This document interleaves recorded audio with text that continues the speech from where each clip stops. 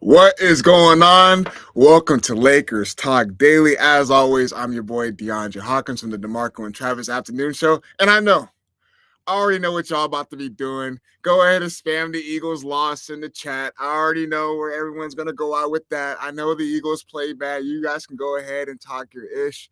However, you already know we have to talk about the Lakers because of that performance that they had against the Milwaukee Bucks, a Milwaukee Bucks team who has been struggling. We know the rumors that has been centered around Giannis Antetokounmpo and whether he's going to be on the move. What are the next trade targets for the Lakers? They got the Sacramento Kings tonight. Keon Ellis talk.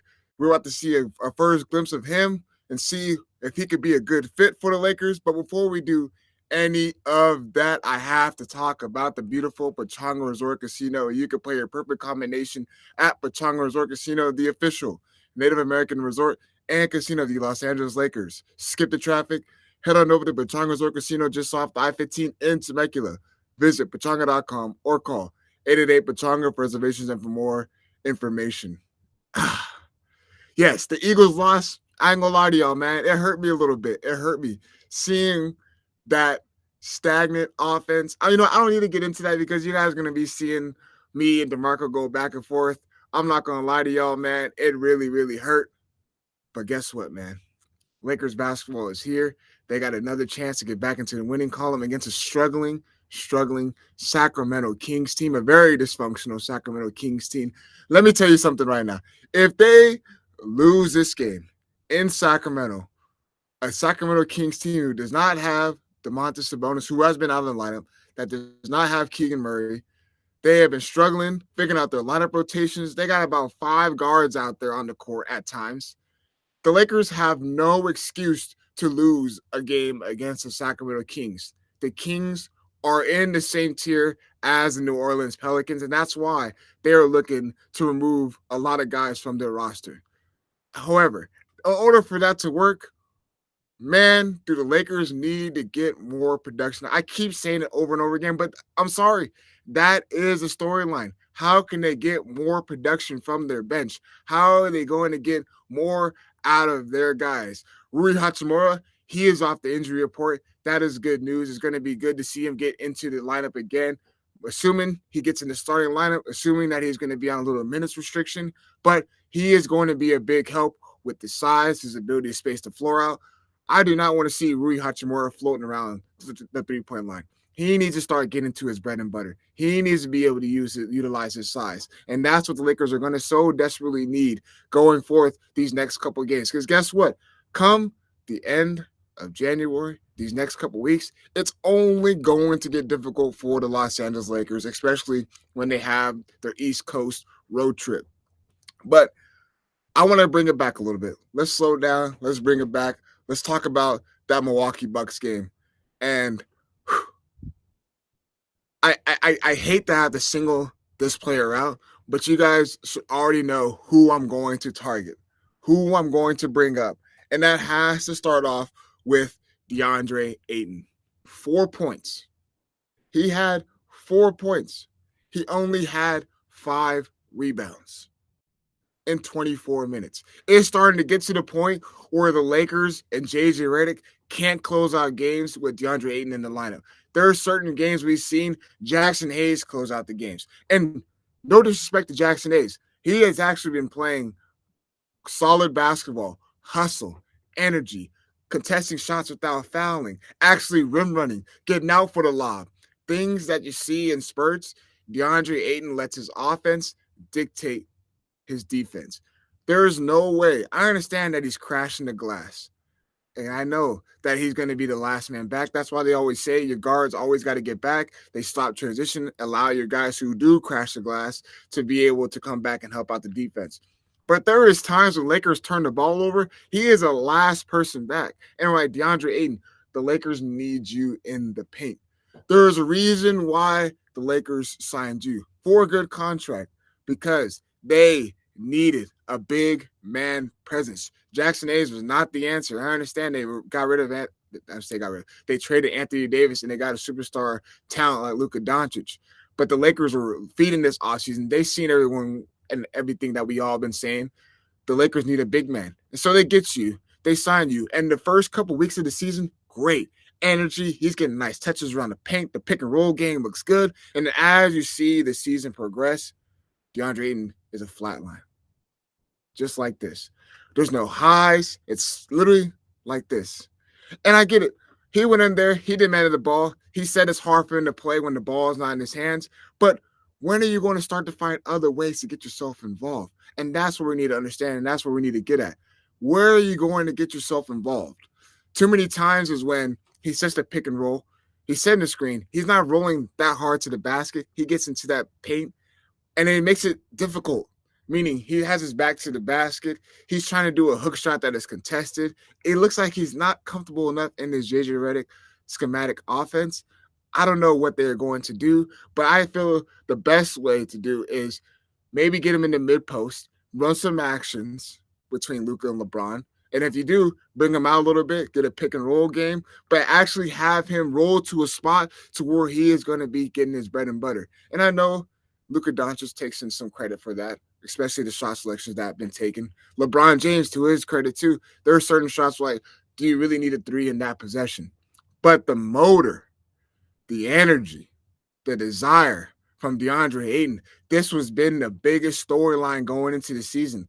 Are they going to be able to motivate DeAndre Ayton? And guess what? That motivation factor is starting to kick in at the right time. And I'm not trying to single-handedly pick him out, but 4 points, 5 rebounds in 24 minutes, that is storytelling. And the Lakers, a game where the Milwaukee Bucks are 17-21. They're struggling. They're really struggling. No Rui Hachimura, no Austin Reeves. But then you look at that Bucks team and you're like, is that really a game the Lakers should be losing? No, not really. But it came down to the final stretch, closing out the games, second half.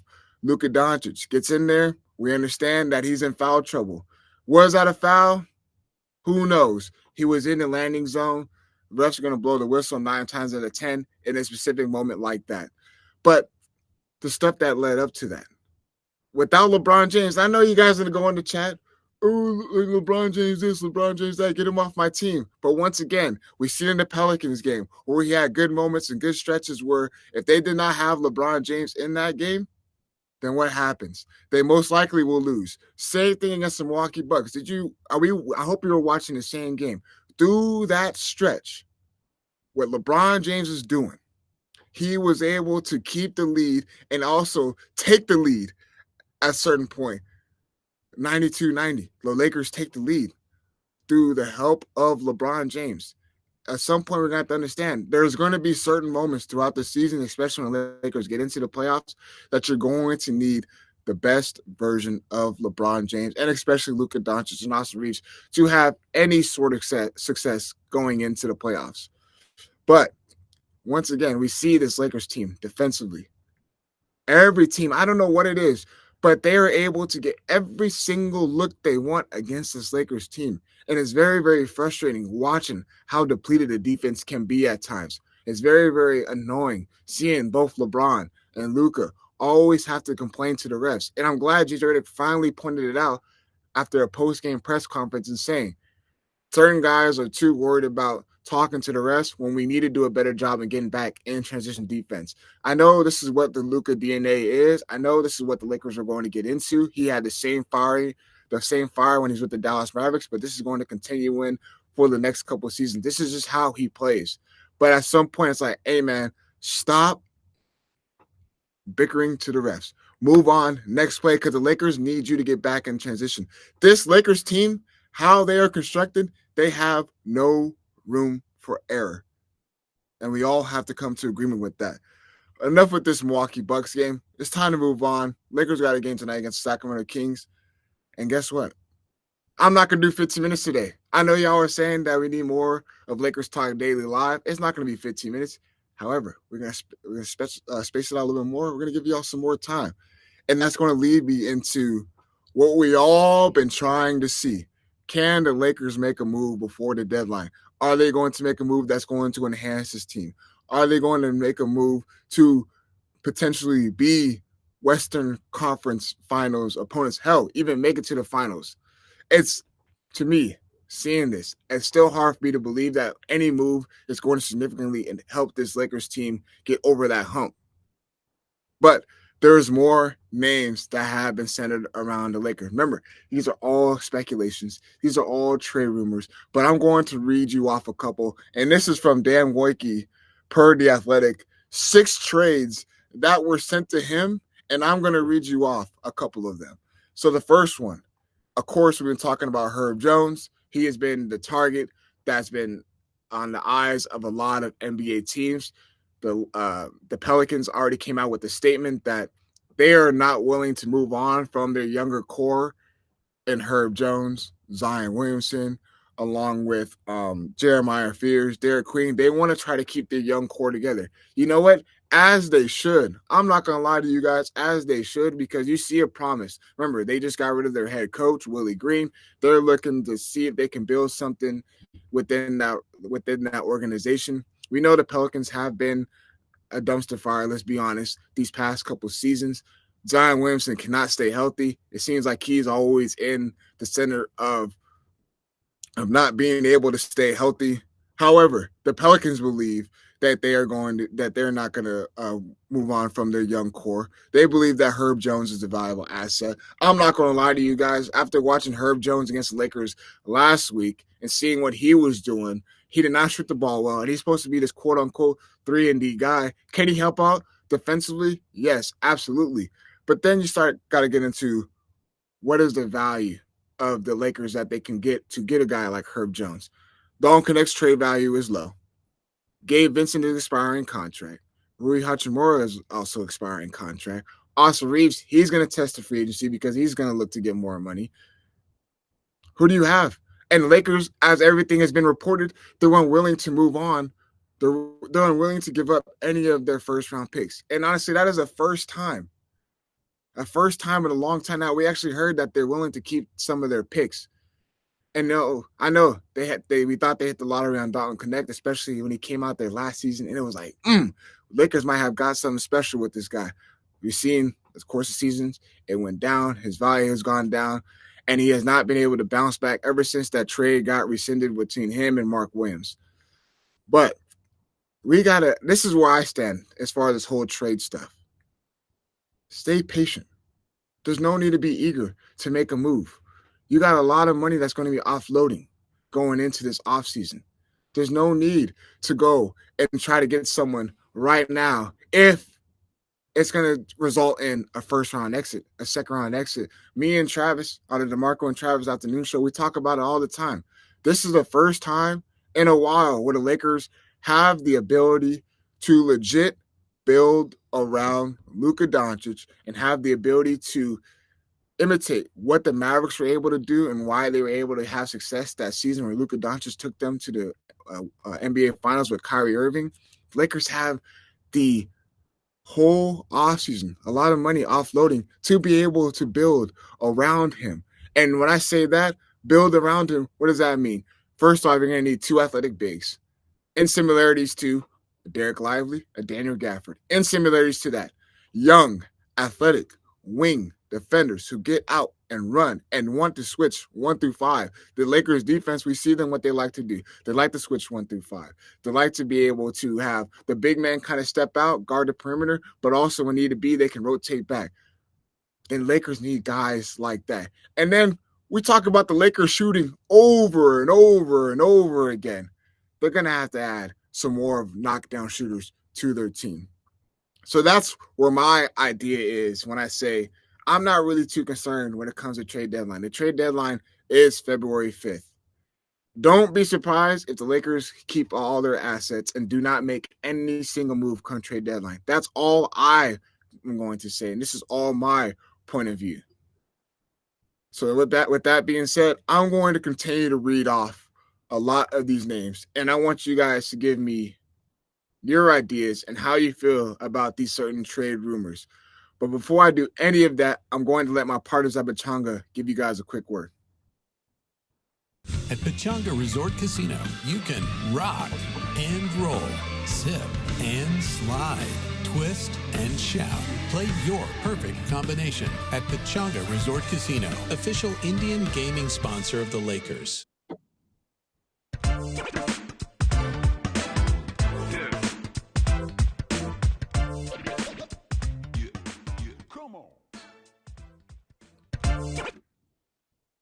Oh, man. Lakers, Kings tonight. If these boys do not go out here and dominate the Sacramento Kings, I need a win by more than 20. None of these clutch games, none of these, if they do lose, they lose by more than 20. No, I need these boys to go out there and dominate. I need both ends of the floor. I'm talking about running in transition. I'm talking about getting a good defensive stop. I'm talking about full 48 minutes of hard-nosed basketball. None of these clutch games. I'm tired of seeing that the Lakers are 13-1 in clutch games. No, how about you go out there and actually beat an opponent by 20 plus points? How about that? How about no drop off when the second unit comes in? How about everyone rotates correctly? How about everyone takes a stand on defense? How about everyone takes pride on that end of the floor?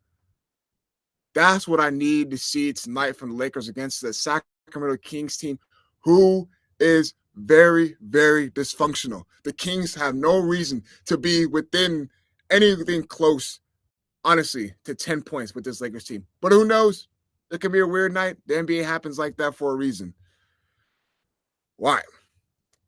Oh, by the way, we're doing a new thing.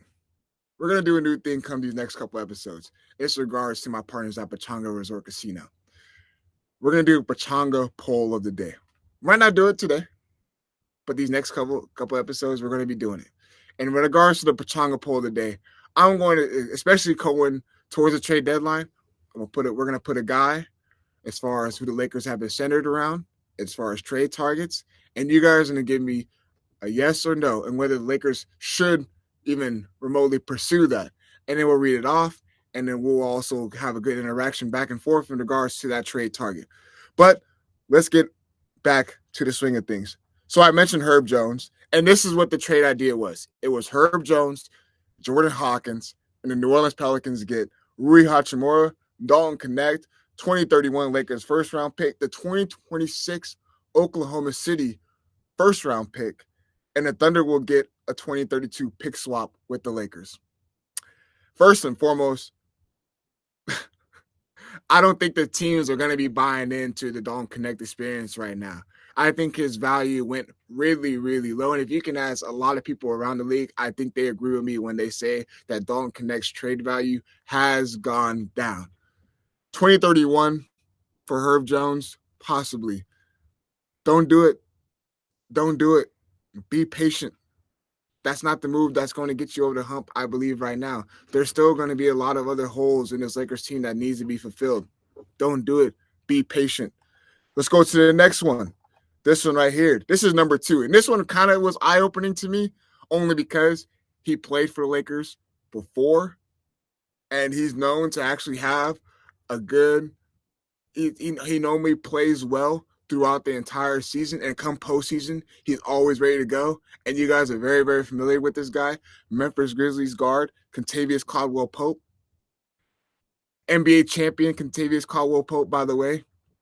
We've seen what he's doing. He has provided great value to the Memphis Grizzlies. However, this most likely will not work because the Lakers got to go into the offseason with his player option. He has a $21 million player option. So that takes away the Lakers' advantage from being able to go ahead and get guys in this offseason. What we're all trying to do.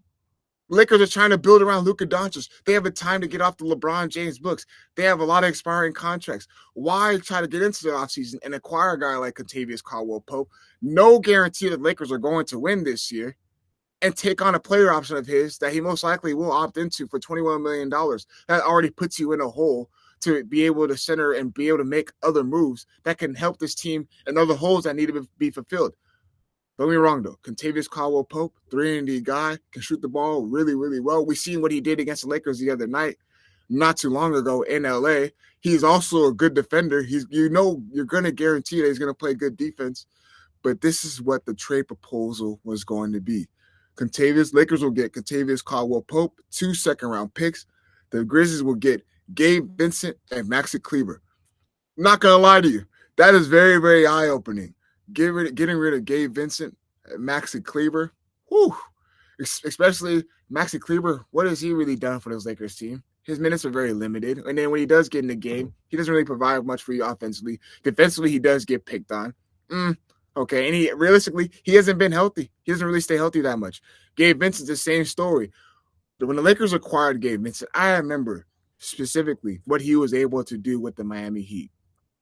That's where Gabe Vincent's name really, really stood out. His ability to shoot off the dribble, coming off of down screens, and then his hard-nosed, tough defense, being a point of attack defender. Can we all be honest about one thing? Have we really seen that much of Gabe Vincent as far as like, damn, Gabe Vincent really stood out there tonight? It's been a long time since we've been able to say that. That is an issue, and that is a problem. Now we're starting to realize he's actually getting picked on a lot. Mismatches. Guys get into mid post range. And what are they doing? They're doing this right here. Oh, yeah, I'm about to imitate it. Mid post, I'm eating. I got Gabe Vincent on me. That's what we're starting to see a lot now. He gets picked on a lot defensively. And, of course, he can't stay healthy. But the only thing that's going to steer me away from this is Lakers are going to have to take a lot into Kentavious Caldwell-Pope's salary. And that is the whole point. There's no need to take on that if you want to have a lot of leadway, a lot of flexibility to make good moves. Who knows who could be available come this offseason. So then you go down. And I mean, these trade ideas, these trade rumors, they always crack me up. I'm not going to lie to you. They always crack me up because it's like, I don't think this really going to help this Lakers team. So this next one, this is the last one I'm going to read. Lakers will get Patrick Williams and Ayo Dosunmu from the Chicago Bulls. And the Chicago Bulls will get Rui Hachimura and Gabe Vincent. First and foremost, I would keep Rui Hachimura over Patrick Williams. Patrick Williams' feet, he's not really quick laterally. That's why you see him always on the bigger forwards. He can't really guard the perimeter. And what does that rely on? JJ Redick, his defense. The Lakers love to switch. You can't rely on him to keep a guard in front. All of a sudden, your whole defense is done. It's over with. Can Patrick Williams score? Yes, he can. Can he space the floor out? Yes, he can. But what happens? There's times where his inefficiency to score, he sometimes gets in a hole where his shots aren't that good. His shot selections aren't good, and you see him floating around too much in the perimeter. Defensively, if you can't have a guy, especially with this JJ Redick schematic defense, who can't keep guards in front, all of a sudden, we've seen a lot of games, their defense gets exposed. Then why go after a guy like that? At that point, just keep Rui Hachimura, who you know you can rely on a lot offensively. Rui Hachimura is the highest percentage shooter on this team for a reason. He gets good shots. He doesn't force shots. He always is in the right spots. I wish he would get in the right spots more, but no. That doesn't make sense for the Lakers to get Patrick Williams or Ayo Dosunmu, who the Chicago Bulls really, really love, who they really, really value, and he's a young guy. They're not going to be looking to get rid of him. So I read a couple of these. I see you guys in the chat talking about who can the Lakers acquire, who should the Lakers get. Look, man, it's just hard for me to tell because I'm tired of seeing first-round exits. Honestly, I'm tired of seeing that. I'm tired of Lakers making a move at the trade deadline. And don't get me wrong, the last year, we never knew that Luka Doncic was not even once going to be available. So they made that move, first-round exit. Then we look forward to this next season. And this roster, they didn't have that much flexibility. They really couldn't acquire the guys needed to be done. And you go to years previous before that, the Lakers are always making a move before the trade deadline. And it resulted to them getting out of the playoffs early against the Denver Nuggets. We've seen how that goes down. Last year against the Minnesota Timberwolves, first-round exit. Like, at some point, there's no need to keep on trying to make a move to the trade deadline to keep on pleasing every single person that you see. You actually have the ability to have flexibility. And I know I sound like repetitive. I sound hella repetitive saying this, but it's true. It's true. You have the right to actually build around Luka Doncic. And that is a foreseeable future that we can see. The Lakers actually are going to have a plan. Look at Mark Walter. Look at the ownership group.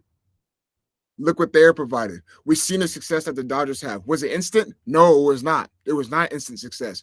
But now we're seeing it through these past couple of seasons.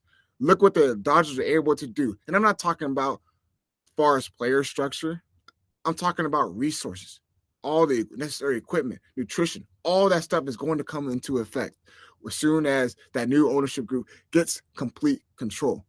Why not trust that process? Why not stand put? Why not understand that a change is coming? There's no need to be eager. And I understand that Lakers' philosophy is we only play for championships. That's what we do. We play for championships and championships only. It's kind of take a step back from that narrative and kind of understand that it's going to be a rebuilding mode around Luka Doncic. You might also sign Austin Reeves, which I tell you right now. I know a lot of you guys said that Lakers should trade Austin Reeves. I'm telling you right now, no one is going to trade Austin Reeves. No one is going to want to acquire him, knowing that he has the ability to walk going into this offseason, knowing that he's going to try to get more money. And I won't be surprised that if the Lakers are going to go ahead and sign him and give him that extension. Don't be surprised if that happens this offseason. Lakers, Kings tonight. Got a big one coming. I mean, not even a big one. I can't. If Lakers do not blow out the Sacramento Kings by more than 20, I'm telling you right now, I'm coming in tomorrow's episode, and I'm going to have some fire. There is no reason why the Lakers should not win this game by more than 20 points. I'm telling you right now, and I want all you guys to tell me this. If y'all don't agree with me with this, then, man, I don't know what else to tell you. I can't even fathom Lakers even losing to the Sacramento Kings, for being real. So, I'll be talking to you guys tomorrow. Trade deadline is less than a couple of weeks away. I'm telling you, I'm going to be continuing to read off a bunch of these names. Names that could be a possible fit, names that shouldn't be, that won't be a fit. We shall see. I'm telling you right now, I'm going to stand by what I have to say, and that is do not make any move right now. Be patient. But who knows? It's the Lakers. They're known for making moves before the trade deadline. You have a lot of flexibility. Just stay patient. As always, I'll be talking to you guys tomorrow. Appreciate y'all tuning in. We out.